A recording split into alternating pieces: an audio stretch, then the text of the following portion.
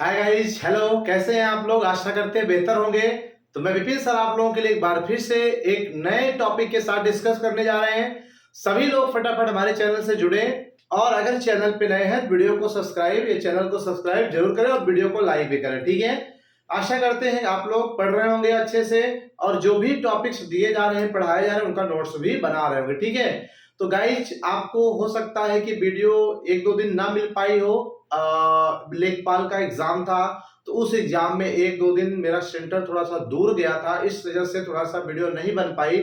उसके लिए I am sorry, क्षमा चाहते हैं, ठीक है। उसके बाद अब आज से फिर से आपको वीडियो रेगुलर प्रोवाइड की जाएगी, ठीक है। तो चलिए फटाफट सभी लोग जुड़ जाएं, ज्यादा समय वेस्ट ना करते हुए आज हम टॉपिक को जो डिस्कस करने वाले हैं वो हमारा टॉपिक बायोलॉजी सब्जेक्ट के अंतर्गत ही पुष्पी पौधों में लैंगिक जनन वाला ही चैप्टर है। हमने कहा इस चैप्टर को हम लगभग एंड करने वाले हैं। हमने कहा था पिछले हफ्ते में समाप्त कर देंगे, लेकिन दो एक दिन वीडियो ना बन पाने के कारण, जो कि मेरा एग्जाम था, इस वजह से नहीं हो पाया, ठीक है। तो उसके लिए क्षमा चाहते हैं। अब आज और कल एक दो दिन के वीडियो में चैप्टर आपका खत्म हो जाएगा, ठीक है। तो आज हम पढ़ेंगे क्या, पुष्पी पौधों में लैंगिक जनन जो सेकंड चैप्टर है उस पर पढ़ रहे निषेचन के पश्च घटनाएं, अर्थात जब किसी फ्लावर में फर्टिलाइजेशन प्रोसेस कंप्लीट होता है तो after fertilization what are change in a ovary and ovule and so on, ठीक है। अर्थात जो निषेचन होता है, ठीक है, वो निषेचन का मतलब क्या होता है हमने पढ़ा रखा, फिर से बता रहे हैं कि परागण जब होता है, परागकण वर्तिकाग्र पर आ जाता है तो उस समय नर युग्मक मादा युग्मक से जब मिलता है तो मिल करके 2n अर्थात जाइगोट बनाता है। तो इसके यन अर्थात नर मादा युग्मक के मिल करके 2n बनाने की क्रिया को ही क्या कहते हैं, निषेचन कहते हैं। तो कह रहा है जब पौधों के पुष्प में निषेचन हो जाता है तो आफ्टर फर्टिलाइजेशन क्या क्या घटनाएं उसमें और घटित होती है, ठीक है। जैसे एक मोटा अगर हम बात करें तो जब एक पुरुष एक महिला के साथ रिप्रोडक्शन करता है तो शुक्राणु जब अंडाणु से मिल जाते हैं, ठीक है, युग्मनज बनाते हैं, इसी को निषेचन कहते हैं। तो जब इतना हो गया, क्या ये प्रोसेस यहीं पे रुक जाता है? नहीं रुकता ना, वो क्या होता है फाइनली एक बेबी में कन्वर्ट होता है, ठीक है। तो कैसे कैसे कन्वर्ट होता है तो मैंने आप पढ़ाऊंगा इसके बाद वाले चैप्टर में कि जैसे शुक्राणु अंडाणु जब मिलते हैं अर्थात निषेचन होता है, युग्मनज बनता है, तो युग्मनज में 2, 2 से 4, 4, 8 से 8, 8 से 16 भाग बनते हैं, जिसे मारुला या तूतक कहते हैं। फिर वो आगे सेल डिवाइड होकर के ऊतक अंग इस तरह से बेबी का निर्माण करता है। तो वहीं पे रुकता नहीं, वही कह रहा है जो पुष्पों में पौधों में बेटा क्या होते हैं, निषेचन होता है, फर्टिलाइजेशन होता है, अर्थात पौधों में भी जब नर मादा युग्मक मिलते हैं तब पुष्प में क्या परिवर्तन होता है, उसके बीजांड में क्या परिवर्तन होता है, क्या वो वैसे ही रहता है या उसमें कुछ चेंज होता है, यही चीज यहाँ पे आज हम पढ़ने वाले हैं, देखने वाले हैं, ठीक है। तो सभी लोग ध्यान से देखें आज की इस वीडियो को, ठीक है, क्योंकि ये भी टॉपिक इंपॉर्टेंट होने वाला पेपर के लिए। तो चलिए सबसे पहले देखते हैं कि निषेचन के बाद जो घटना होती है उसमें भ्रूण का विकास होता है, अर्थात निषेचन यानी नर मादा युग्मक मिलकर जब युग्मनज बनाते हैं अर्थात 2n बनाते हैं ना, तो उसके बाद क्या होता है उससे भ्रूण का विकास होता है। किससे? भ्रूण का।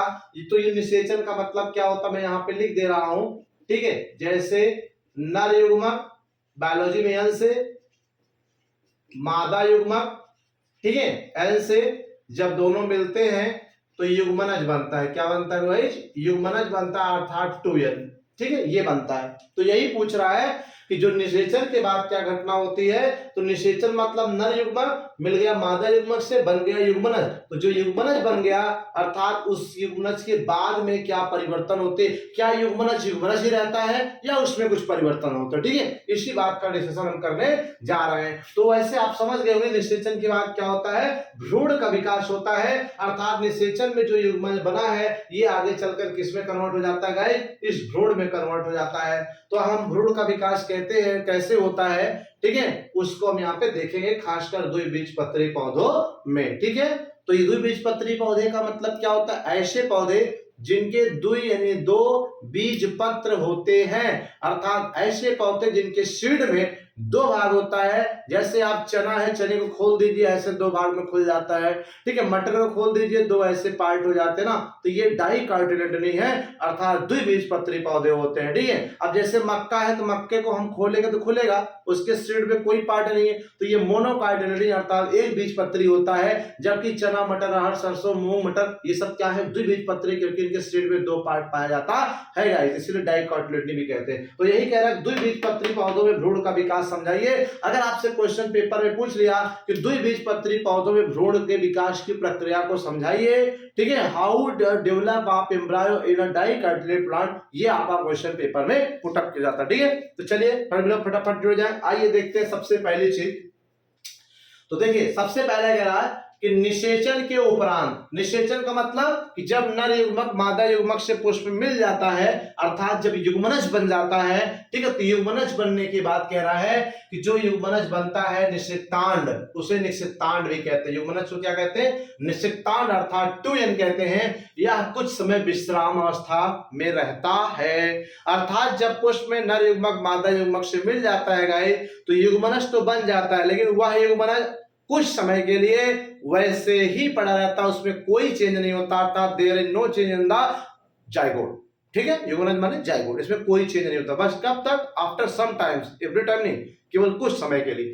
फिर विश्राम करने के बाद होता क्या है कि यह युग्मनज भ्रूण का विकास करता है। क्या करता है भैया, युग्मनज भ्रूण का विकास करता है, ठीक है। कैसे करता है, कैसे चेंज होता है एक एम्ब्रायो, ठीक है, अर्थात एक युग्मनज कैसे एम्ब्रायो में कन्वर्ट होता है, ठीक है। अगर आपसे पूछे भ्रूण का विकास किससे होता है, क्या बताओ, युग्मनज। यही युग्मनज आगे चल के क्या कर देता है, भ्रूण का विकास कर देता है। जैसे एक बच्चा जब पैदा होता है, वो शिशु है, वही शिशु आगे चलकर क्या होता है, जब विकसित होता है, बाल्यावस्था मतलब बालक होता है, फिर वही किशोरावस्था में जाता है, फिर प्रौढ़ावस्था, फिर वही अंत में वृद्धावस्था में अर्थात वृद्ध के रूप बदल जाता है। तो वैसे ही कह रहा है कि जब नर मादा युग्मक मिल जाते हैं तो बनता युग्मनज है, और यही युग्मनज कुछ समय तक विश्राम करता है, और विश्राम करने के बाद वही क्या होता है, विभिन्न प्रक्रियाओं के दौरान फाइनली अंतिम क्या करता है, भ्रूण के रूप में बदल जाता है, अर्थात भ्रूण का विकास करता है, ठीक है। यही कह रहा है। तो क्लियर हो गया कि निषेचन के बाद पौधे में जो युग्मनज बनता है, अर्थात निषिक्तांड बनता है, ऊस्पोर बनता है, वो कुछ समय विश्राम करता है, विश्राम करने के बाद फाइनली भ्रूण में बदल जाता है, ठीक है। कैसे बदलता है, स्टेप बाय स्टेप आइए समझते हैं। तो सबसे पहले देखिए यहाँ पे लिखा है कि जिसका वर्णन द्विबीजपत्री पौधों में निम्नलिखित है, यानी जो युग्मनज भ्रूण में बदलता है ना, तो वो द्विबीजपत्री को हमने लिया कि द्विबीजपत्री में समझते हैं कैसे होता है। तो यहाँ पे कह रहा है बेटा कि अधिकांश पौधों में, ठीक है, अधिकांश पौधों में भ्रूण का जो विकास होता है, डेवलपमेंट ऑफ एम्ब्रायो होता है, वो कैप्सेला बर्सा पेस्टोरिस, कैप्सेला बर्सा पेस्टोरिस नामक पौधे के समान होता है। कह रहा है कि जो द्विबीजपत्री पौधे होते हैं, जैसे आम, महुआ, नीम, गुलर, जामुन, चना, मटर, अरहर, सरसों, ये सब द्विबीजपत्री पौधे हैं। तो इन सब में भ्रूण का विकास कैसे होता है, ठीक वैसे होता है जैसे कैप्सेला बर्सा पेस्टोरिस नामक पौधे में होता है, ठीक है। ये कैप्सेला बर्सा पेस्टोरिस जो पौधा होता है गाइस, यह पौधा क्रूसीफेरा कुल के पौधे, जैसे सरसों है ना, सरसों किस फैमिली में आता है, क्रूसीफेरा, उसी फैमिली का एक है कैप्सेला बर्सा पेस्टोरिस। इसमें जिस तरह का भ्रूण का विकास होता है ना, वैसे ही द्विबीजपत्री पौधों जैसे चना, मटर, अरहर, सरसों, आम, गूलर, जामुन, ये सब में भी क्या होता है, ऐसे ही डेवलपमेंट होता है। तो इसे ही प्रारूपिक भ्रूण का विकास माना जाता है, अर्थात ये कहा जा रहा है जिस तरह से ये कैप्सेला बर्सा पेस्टोरिस में भ्रूण का विकास होता है, वही भ्रूण विकास प्रारूपिक भ्रूण विकास है, अर्थात सभी पौधों में इसी तरह का लगभग होता है, ठीक है। अगर इसको समझ लिए, समझ लिए, ठीक है, सब समझ लिए। अब देखिए भ्रूण के विकास के समय, अर्थात जब भ्रूण का डेवलपमेंट का टाइम आता है, तो सबसे पहले उसका जो युग्मनज है ना, युग्मनज का मतलब ये जो नर मादा से बना 2n है, यही तो भ्रूण का विकास कर रहा है। तो जब भ्रूण का विकास का समय आता है, तो ये युग्मनज जो होता है क्या होता है, पहले आकार में बढ़ जाता है, अर्थात सोच लीजिए इतना अगर है ये युग्मनज, तो जब विकास करे भ्रूण के, पहले ये आकार में ऐसे क्या होगा, बढ़ेगा, और बढ़ने के बाद इसके चारों ओर क्या होता है, एक आवरण बन जाता है, एक भित्ति बन जाती है जो सेलुलोज की होती है। ठीक है, तो कह रहा है कि आकार में बढ़कर अपने चारों ओर cellulose is a carbohydrate. Cellulose एक प्रकार का क्या है, कार्बोहाइड्रेट है जो पॉलीसैकेराइड में आता है। तो यह कार्बोहाइड्रेट पॉलीसैकेराइड सेलुलोज क्या होता है, इसी की भित्ति बन जाती है, अर्थात चारों तरफ आवरण बन जाता है। जैसे मान लीजिए यही युग्मनज है फिगर में ये, तो इसके चारों तरफ ये जो आवरण बन गया ये क्या है, सेलुलोज की बनती है। ठीक है, तो क्या समझोगे, क्या दिमाग में रखोगे कि जब युग्मनज से भ्रूण का विकास होता है तो सबसे पहले युग्मनज आकार में बड़ा होता है, जिससे उसके चारों ओर एक आवरण बन जाता है सेलुलोज पदार्थ का।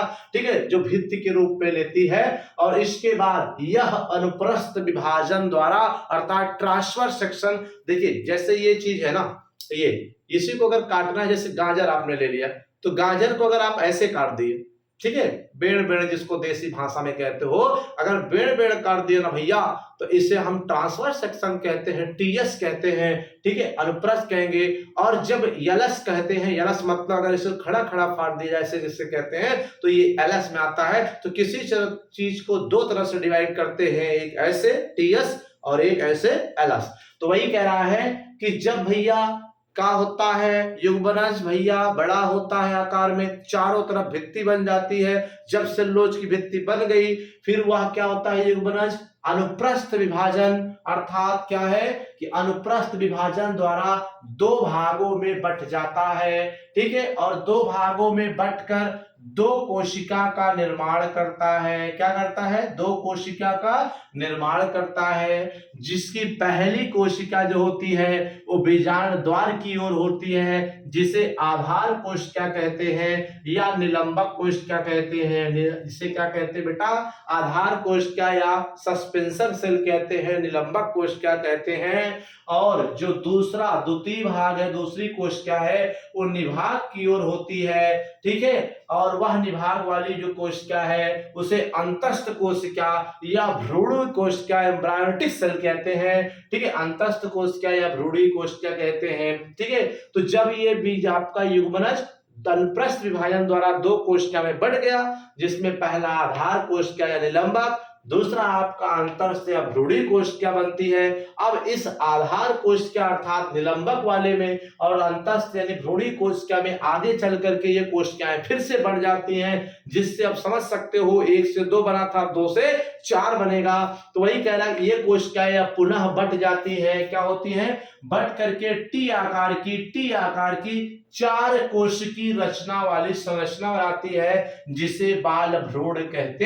हैं। क्या कहते हैं, बाल भ्रूण, यानी भ्रूण की पहली अवस्था बाल भ्रूण। जैसे मनुष्य की पहली अवस्था बालक यानी छोटा, तो वैसे कह रहा भैया कि भ्रूण जो होता है वो सबसे पहले जब युग्मनज से विकसित होता है तो क्या करता है, आकार में बड़ा होता है और चारों ओर क्या एक कवर बनाता है सेलुलोज का। फिर आगे 2 भागों में बढ़ जाता है, जिससे आधार कोशिका या निलंबक और भ्रूणी कोशिका कहते हैं। ये आगे चलकर फिर बढ़ जाती है 2 से 4 भागों में। तो इस 4 वाले भाग को क्या कहते हैं भैया, बोलो, बाल भ्रूण कहते हैं। इस 4 कोश की रचना को बाल भ्रूण कहते हैं, जो टी आकार की होती है। किस आकार की होती है, टी आकार की होती है। तो ये देखिए, ये आपका रहा युग्मनज। ठीक है, क्या रहा, युग्मनज।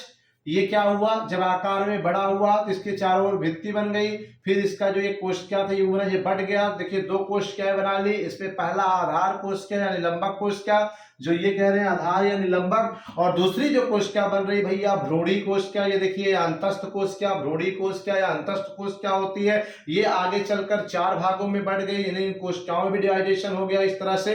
तो ये 4 भागों में बढ़ गई, देख रहे हैं 1 2 3 4 हो गया। ठीक है, 4 में से ये क्या है, ये आपका 2 भाग बटा, ये 2 भाग बटा।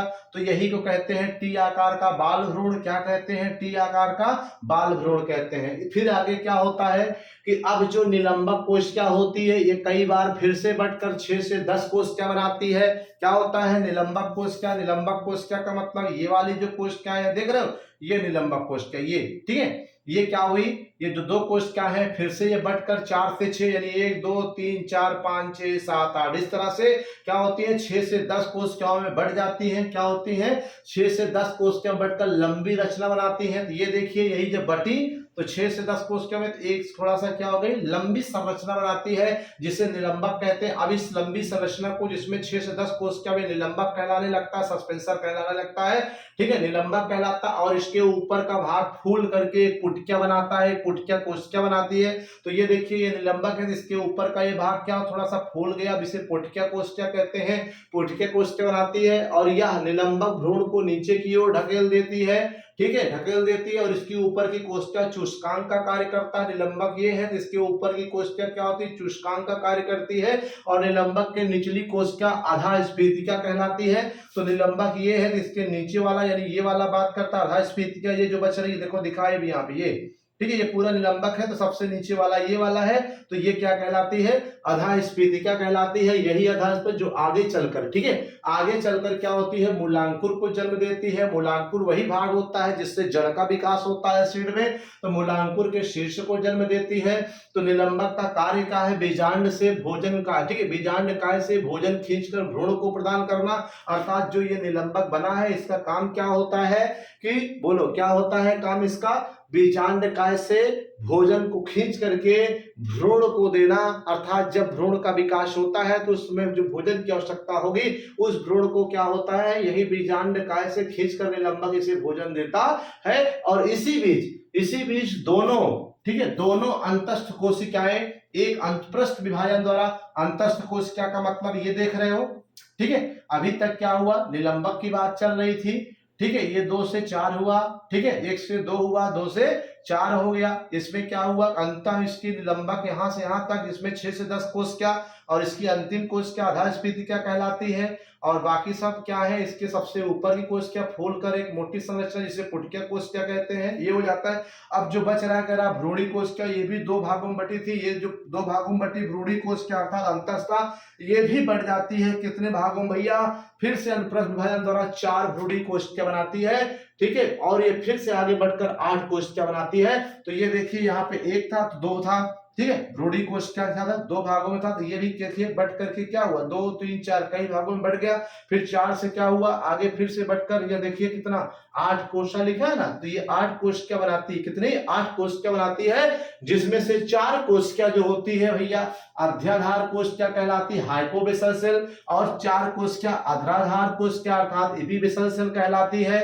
और जो इसकी 4 कोशिका अध्याधार है ना, ये अध्याधार से मूलांकुर का विकास होता है, यानी जिससे जड़ का विकास होता है, और अधोबीजपत्र का विकास होता है। और बाकी जो अग्राधार है, 4 कोशिका जो अग्राधार है, ठीक है, ये अग्राधार वाली 4 कोशिका, इससे प्रांकुर का विकास होता है और बीजपत्र का विकास होता है। प्रांकुर वही भाग होता है जिससे क्या होता है, तने का विकास होता है। किसी सीड में प्रांकुर वो भाग होता है जब तने का विकास होता है, उसे प्रांकुर कहते हैं। तो इस प्रांकुर का विकास किससे होता है, अग्राधार वाली कोशिका से प्रांकुर व बीजपत्र बनता है। और इसी दौरान इन 8 कोशिकाओं में पुनः विभाजन होता है। अर्थात जो ये 8 कोशिकाएं हैं इनमें क्या होता है भैया, बोलो, इन 8 कोशिकाओं से क्या होता है, फिर से पुनः विभाजन होता है, जिसकी वजह से क्या त्वचाजन, वल्कुटजन, रंभजन बनता है। तो आप देख सकते हैं कि ये जब विभाजन होता है तो देखिए कुछ अलग संरचना दिख रही है। इसी में त्वचाजन, वल्कुटजन, रंभजन होता है। जो ये सबसे किनारे की लेयर है इसे त्वचाजन कहते हैं।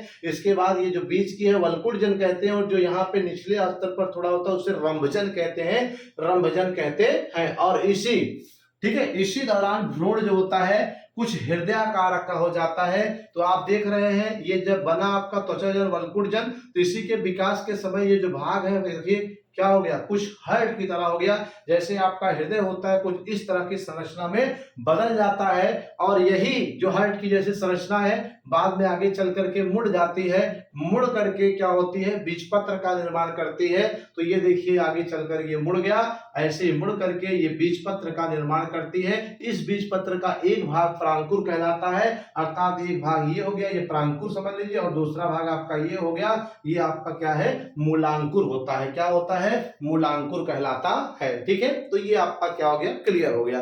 तो अब एक बार फिर से फटाफट समझ लिया जाता है फिगर के माध्यम से ऐसे। तो कह रहा है बेटा सबसे पहली चीज आपको दिमाग में क्या रखना है कि भ्रूण का विकास युग्मनज से होता है। ठीक है, और युग्मनज का विकास नर और मादा युग्मक से होता है। ठीक है, तो निषेचन में क्या होता है, युग्मनज मिलते, सॉरी निषेचन में क्या होता है, एक नर एक मादा युग्मक मिलते हैं और बनाते हैं युग्मनज। तो जब युग्मनज बन गया यानी निषेचन हो गया। तो अब वह युग्मनज क्या करेगा, यानी निषेचन के बाद वो भ्रूण का विकास करेगा, यानी भ्रूण का विकास युग्मनज से होता है। ठीक है, तो जब युग्मनज बनता है ना तो कुछ समय क्या होता है, ये विश्राम कर लेता है, फिर आगे क्या करता है ये, बोलिए, भ्रूण का निर्माण करता है। तो भ्रूण के निर्माण में सबसे पहले क्या करेगा, आकार में बड़ा होगा, जिससे इसके चारों ओर सेलुलोज की एक भित्ति बन जाती है। ठीक है, जब सेलुलोज की एक भित्ति बन गई, उसी दौरान ये जो आपका युग्मनज है ये दो कोशिकाओं में बढ़ जाता है, जिसे आप आधार कोशिका और भ्रूणी कोशिका, आधार कोशिका या निलंबक कोशिका, भ्रूणी कोशिका या अंतस्थ कोशिका कहते हैं। जो अब ये निलंबक कोशिका आगे चल करके फिर से क्या होती है, दो भागों में, देखिए एक कोशिका थी निलंबक, ये फिर से बढ़कर दो कोशिका बना दी। ठीक है, और आपका भ्रूणी कोशिका ये भी बढ़कर दो कोशिका में बदल गई।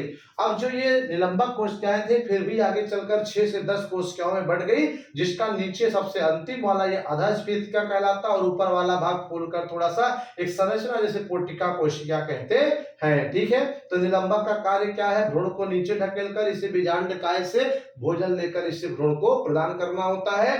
फिर इसी दौरान क्या होता है कि जो आपका ये नीचे वाली यानी भ्रूणी कोशिका थी, ये भी क्या है, जो दो भाग बटी तो आगे चलकर कोशिका विभाजन करके 4 कोशिका बनाई और 4 से 8 कोशिका बनाती है। ठीक है, तो ये जो 4 से 8 कोशिका बनाती है, इस 8 कोशिका में 4 कोशिका अभ्याधार होती है और 4 कोशिका अधराधार कोशिका कहलाती है। ठीक है, तो ये जो अध्याधार अधराधार कोशिका होती है ना, इसी अध्याधार से मूलांकुर का विकास और अधोबीजपत्र का विकास होता है, और अधराधार कोशिका से प्रांकुर और बीजपत्र का निर्माण होता है। इसी दौरान ये फिर से आगे चल करके क्या होती है, विभाजित होकर के रंभजन, त्वचाजन, वल्कुटजन बनाता है। ठीक है, और जब ये रंभजन, त्वचाजन, वल्कुटजन ये बन जा रहे हैं, ठीक है, ये सब सबसे लास्ट में है, किनारे स्किन, ये त्वचाजन है, डर्मेटोजन कहते हैं। उसके बाद इसके बाद वाला वल्कुटजन है, और सबसे बीच में जो यहाँ नीचे की तरफ ये रंभजन होता है। जब ये संरचना बन जाती है तो इसमें फिर से क्या होता है, और विकास होते होते ये कुछ हृदयाकार हो जाता है। ठीक है, ये देख रहे हैं हृदयाकार, और ये हृदयाकार होते होते आगे चलकर ये क्या होता है, कुछ मुड़ जाता है। ठीक है, मुड़ने के बाद क्या होता है, बीजपत्र के रूप बदल जाता है। तो दो भागों में बट जाता है मुड़कर। पहला भाग जो होता है भैया ये प्रांकुर बनाता है, और जो दूसरा भाग है ये क्या है, मूलांकुर कहलाता है, मूलांकुर बनाता है। अब जब ये सीड को जर्मिनेट करेंगे तो इसका जो ये पहला भाग है आपका प्रांकुर, ठीक है, इससे क्या होता है, तने का विकास, और जो दूसरा है आपका मूलांकुर, इससे जड़ का विकास होगा। किससे विकास होगा, जड़ का विकास होता है। ठीक है, तो ये आपको इसमें एक बात याद रखिएगा कि बाल भ्रूण क्या है, कि जब युग्मनज दो भागों में बढ़ता है, जिसमें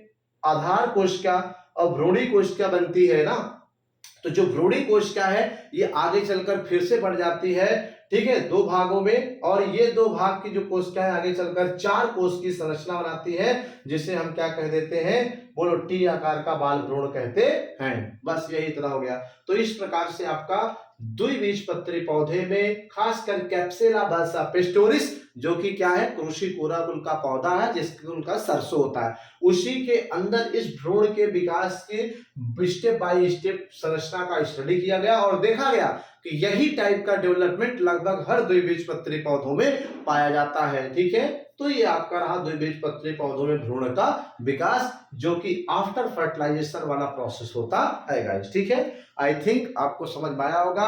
एक बार चलते चलते फिर से रटा दे रहे हैं कि युग्मनज जब भ्रूण का विकास करता है भैया, उसके पहले कुछ समय पहले विश्रामावस्था में रहता है। जब विश्रामावस्था से आता है तो चारों ओर बड़ा होकर के एक सेलुलोज की भित्ति बनाता है। फिर उसी दौरान ये बढ़ जाता है दो कोशिकाओं, जिसमें आधार कोशिका, भ्रूणी कोशिका कहते हैं, और जो आधार कोशिका निलंबक कहलाता है। निलंबक भी फिर से दो भागों में बढ़ जाता है, फिर 2 से 6 से 10 कोशिकाओं में बढ़ जाता है, जिसका अंतिम आधार अधोस्फीतिका कहलाती है। बाकी ऊपर निलंबक और सबसे ऊपर वाला भाग फूलकर पुटकिया बना लेता है। और जो भ्रूणी कोशिका थी ये भी 4 भागों में बढ़कर क्या होती है, कुछ टी आकार की संरचना बनाती है, जिसे बाल भ्रूण कहते हैं, जो आगे चलकर 4 से 8 भागों में बढ़ करके, ठीक है, रंभजन, त्वचाजन, वल्कुटजन का निर्माण करती है। ये जो त्वचाजन, वल्कुटजन, रंभजन वाला भाग है, आगे चलकर क्या हृदयाकार भाग में बदल जाता है, जो आगे ये भी भाग चल करके क्या होता है, थोड़ा सा मुड़ करके द्विबीजपत्र बनाता है, जिसमें पहला भाग प्रांकुर, दूसरा भाग मूलांकुर। इसी प्रांकुर से तने का विकास, इसी मूलांकुर से जड़ का विकास होता है। ठीक है, तो इस फिगर में थोड़ा सा ये ऐसे ड्रॉप हो गया, छूट गया, तो आप ऐसे बना सकते हैं, कोई इश्यू नहीं है। तो ये आपका हो गया क्लियर। ठीक है, तो इस वीडियो में इतना ही। सॉरी, यहाँ पे आप इतना ही पढ़िए, इसका एक शॉर्ट ले लीजिए, ठीक है, क्योंकि क्वेश्चन पूछा जा सकता है कि द्विबीजपत्री पौधों में भ्रूण के विकास की प्रक्रिया को समझाइए, तो आपको इतना लिखकर वाई फिगर आपको देना पड़ेगा। चलिए फिर आगे चलते हैं, कुछ और बताएंगे, लेकिन उसके पहले इसका एक स्क्रीनशॉट ले लीजिए। चलिए नोट कर लिया होगा आप लोगों ने, ठीक है। अभी भ्रूण का विकास हमने आपको द्विबीजपत्री पौधों में बताया, वही पेपर में पूछा जाता है, ठीक है। होते तो एक बीजपत्री पौधों में भ्रूण का विकास लगभग द्विबीजपत्री के समान ही होता है, पूरा प्रोसेस वही रहता है, थोड़ा सा अंतिम में डिफरेंट होता है, लेकिन आपके जो एग्जाम में पूछा जाता है वो द्विबीजपत्री पौधों में ही पूछा जाता है, ठीक है। तो वो आपको भी बताया, आपने समझ लिया होगा। अब हम चलते हैं नेक्स्ट हेडिंग कि निषेचन के बाद पुष्प में होने वाला परिवर्तन, अर्थात आफ्टर फर्टिलाइजेशन फ्लावर में क्या क्या चेंज होते हैं, उसका भी डिस्कशन हम करने जा रहे हैं, ठीक है। जैसे कि आपको पता है, हमने पहले पढ़ा रखा है, ये फ्लावर का स्ट्रक्चर है, ठीक है। तो इसके कुल 4 भाग होते हैं या 4 चक्र होते हैं, ठीक है। पुष्प के कितने 4 भाग या 4 चक्र होते हैं, हमने पहले ही पढ़ा रखा है। ये जो सबसे बाहर वाला है, ठीक है, इसे हम क्या कहते हैं, दलपुंज कहते हैं। क्या कहते हैं, दलपुंज। और ये जो सबसे बाहर का है, इसे हम वाह्य दलपुंज कहते हैं। आपने पढ़ा होगा, आपको बताया गया, ठीक है।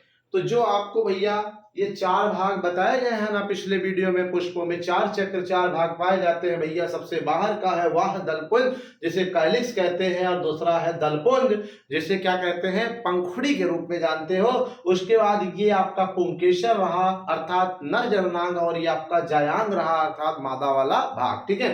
तो कह रहा है कि फर्टिलाइजेशन के बाद इसमें क्या परिवर्तन होता, क्या ये पुष्प वैसे ही रहते हैं। सपोज करिए कि जब एक पुरुष मादा के साथ रिप्रोडक्शन कर देता है, अर्थात बेबी पैदा करने के लिए, ठीक है, तो उस महिला में जब शुक्राणु अंडाणु से मिल जाता है, अर्थात युग्मनज बनता है, तो उसकी बॉडी में क्या परिवर्तन होते हैं, ठीक है, क्या चेंज होते हैं। क्या बॉडी एक महिला की वैसे ही रहती है जैसे आपका पहले था? नहीं, उसकी बॉडी में बहुत सारे हार्मोनल चेंज होते हैं, फिजिकल चेंज होते हैं, जो स्पष्ट दिखाई देते हैं, जैसे पेट बाहर की तरफ आने लगता है, ठीक है, फिर और सारी चीजें, बोलने, आवाज, हार्मोन, बहुत सारे परिवर्तन होते हैं। तो वैसे कह रहा फूलों में क्या चेंज होता है, ये बताइए, ठीक है। तो देखिए, यहां से जब परागकण यहाँ वर्तिका पे गया, अर्थात परागण हुआ, तो ये परागकण जर्मिनेट करके पराग नली के द्वारा इस अंडाशय के अंदर जो बीजांड था, छोटी छोटी गोली रचना, उस बीजांड में अंड कोशिका से जाकर युग्मक मिल करके क्या किया, निषेचन किया। तो जब इतना काम हो गया, तो अब बताइए इसका क्या काम है। अब इसका काम कुछ था, इसका काम था भाई साहब केवल परागकण बना देना। क्या काम था, केवल परागकण बना देना। तो जब ये परागकण बना दिए भैया ना, तो अब इसका काम हो गया खत्म, क्योंकि ये परागकण चला गया यहाँ वर्तिका पर, तो ये सूख जाता है, इसका कोई काम नहीं रहता है। और दूसरा, ये जो दलपुंज थे, पंखुड़ियां थी, जैसे गुलाब में जो रेड वाला होता है, ये दलपुंज का काम होता है कीट को, भौरे को आकर्षित करना, क्योंकि ये दलपुंज मकरंद, रंग और सुगंध उत्पन्न करते हैं, जिसके कारण कीट, भौरे, मधुमक्खी, तितलियां आकर्षित होती हैं। और आकर्षित जब इस पे बैठती है, परागकण यहाँ से यहाँ क्या होता है, उनकी पैरों में चिपक कर यहाँ चला जाता है, तो इनका परागण होता है, ठीक है। तो अगर ये दलपुंज जो था ये रंगीन न होता, मकरंद युक्त न होता, सुगंध युक्त न होता, तो इसके पास पुष्प के तितली भौरे नहीं आते, तो परागण निषेचन ना होता, ठीक है। तो इसका काम था कि भौरे तितली को अट्रैक्ट कर देना, जिससे इसका परागण हो जाए। तो सपोज करिए जब हो गया परागण, तो अब इसका क्या काम, इसका भी काम खत्म, तो ये भी क्या हो गया, यहां से खत्म, और इसका भी काम पूरा खत्म, ये भी खत्म हो गया, ठीक है। इसका भी काम खत्म हो गया, जो वाह्य दलपुंज था इसका भी काम खत्म हो गया, ये भी कुछ नहीं गया। फिर क्या हुआ कि ये काम क्या करता था भैया, ये वर्तिकाग्र था, हमने आपको बताया था ये फीमेल का क्या है, स्टिग्मा है, अर्थात वर्तिकाग्र, इसका काम था परागकण को यहाँ पे आके जगह देना, रुकने के लिए। तो जब परागकण आके नली निकाल के युग्मक अपना बीजांड मिला दिया, तो इसका क्या काम, ये भी क्या हो गया, खत्म, सूख कर लटक गया। और ये वर्तिका थी, ये एक नली का कार्य करती थी पराग नली अंदर जाने के लिए, तो ये भी यहाँ पहुंच गया, जब निषेचन हो गया, तो इसका क्या काम, खत्म, ठीक है। लेकिन ये नहीं खत्म होगा, ये ससुरा पड़ा रहेगा। काहे पड़ा रहेगा भैया, कि ये है आपका फल का अंडाशय भाग, पुष्प का अंडाशय, और यही अंडाशय भैया क्या होगा, फल में बदल जाएगा, डेवलप होकर ऐसे बड़ा होकर के कोहड़ा, लौकी, जो भी फल होगा आपका, वो फल में बदल जाएगा। और इसके अंदर जो युग्मक गए है ना, बीजांड था, वो क्या होगा, निषेचन के बाद बीज में बदल जाएगा। तो इस तरह से आपने देखा कि आफ्टर फर्टिलाइजेशन क्या क्या परिवर्तन होते हैं। बस इसे लिखा कैसे जाएगा कि आप लिखेंगे कि निषेचन के बाद पुष्प पे निम्नलिखित परिवर्तन होता है, ठीक है, अर्थात there are so many change which are complete in a flower after a fertilization which are giving following below. पहला आपका है बेटा, जब निषेचन हो जाता है तो जो कैलिक्स है वह दलपुंज है वो क्या होता है, सूख कर गिर जाता है, ठीक है। कुछ पौधों में कभी कभी फल के साथ भी क्या होता है, लगा रहता है अर्थात चिरलंग रहता है, मगर सभी में नहीं। और दूसरे की बात करें तो जो दूसरा है दलपुंज अर्थात कोरोला, ये भी क्या होता है, सूख कर गिर जाता है, ठीक है। दलपुंज का मतलब जिससे अभी मैंने आपको कहा पंखुड़ी की बात करते हैं, तो ये भी आपका खत्म, ठीक है, क्योंकि इनका काम था भौरे तितलियों को अट्रैक्ट कर देना जिससे परागण हो जाए। जब हो गया तो इनका काम खत्म, ये सूख कर क्या होती है, गिर जाती है, लटक जाती है। तो वही कह रहे हैं अभिप्राय गिर जाते हैं। और जो पुमंग था इसका काम था पुंकेसर के रूप में परागकण बनाना। जब परागकण बन के वर्तिकाक्ष से अंदर उसका युग्मक चला गया तो इसका भी काम खत्म, ये भी पुंकेसर झड़ जाते हैं, गिर जाते हैं। फिर आपका जायांग जो होता है, जायांग में जो वर्तिकाग्र था ये भी क्या है आपका सूख कर लटक जाता है, गिर जाता है। और जो वर्तिका थी ये भी सूख कर गिर जाती है, लटक जाती है। और फाइनली जो बात आई अंडाशय की, ये तो ये अंडाशय नहीं गिर जाता है, ठीक है। ये क्या होता है, अंडाशय फल में बदल जाता है।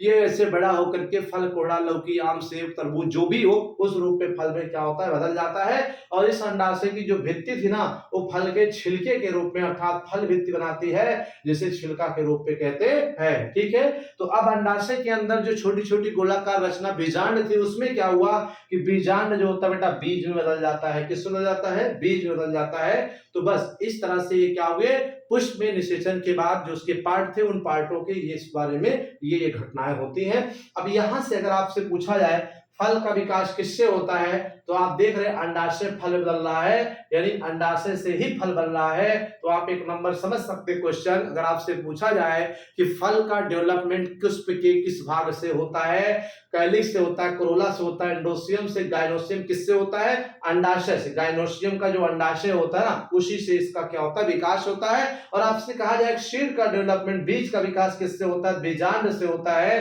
ठीक है। अंडाशय के अंदर जो छोटी छोटी गोलाकार रचनाएं थी जिसे बीजांड कहते हैं, वही बीजांड आगे चलकर क्या होता है, सीड बना देता है, बीज बना देता है। और वही बीज अगर जर्मिनेट करा देता आगे चलकर एक पौधा बना देता है, ठीक है गाइस। तो इस तरह से ये रहा निषेचन के बाद पुष्प में होने वाले परिवर्तन, ये भी पूछे जाते हैं तो इनको भी आप नोट कर लीजिए। तो अब इस वीडियो में आज इतना ही, कल मिलते हैं नेक्स्ट वीडियो में। और कल के वीडियो में संभवतः 100% इस चैप्टर आपका क्या हो जाएगा, कंप्लीट हो जाएगा गाइस। क्या हो जाएगा, कंप्लीट हो जाएगा। फिर आपको हम परसों से क्या करेंगे, एक नए वीडियो के साथ, एक नए चैप्टर के साथ जिसमें ह्यूमन रिप्रोडक्शन होने वाला गाइस। तो बहुत इंपॉर्टेंट ह्यूमन रिप्रोडक्शन, कहीं मत जाइएगा, नेक्स्ट वीडियो का वेट करिएगा तब तक जब तक कि ह्यूमन रिप्रोडक्शन ना चालू हो। लेकिन उसके बीच में हम अभी एक और वीडियो प्रोवाइड करेंगे जो इस पार्ट का लास्ट वीडियो होगा, जिसमें आपको जनन की कुछ असामान्य विधियां जैसे अनिषेक जनन, अपयुग्मन, अपबीजाणुता, ये सारे क्वेश्चन पेपर में बहुत टिप्पणी के रूप पूछे जाते हैं 1 या 2 नंबर का। ये भी लास्ट वीडियो में होगा, कल के वीडियो में। तो मिलते हैं कल के वीडियो में, तब तक इसे नोट करिए। तब तक जय हिंद गाइस।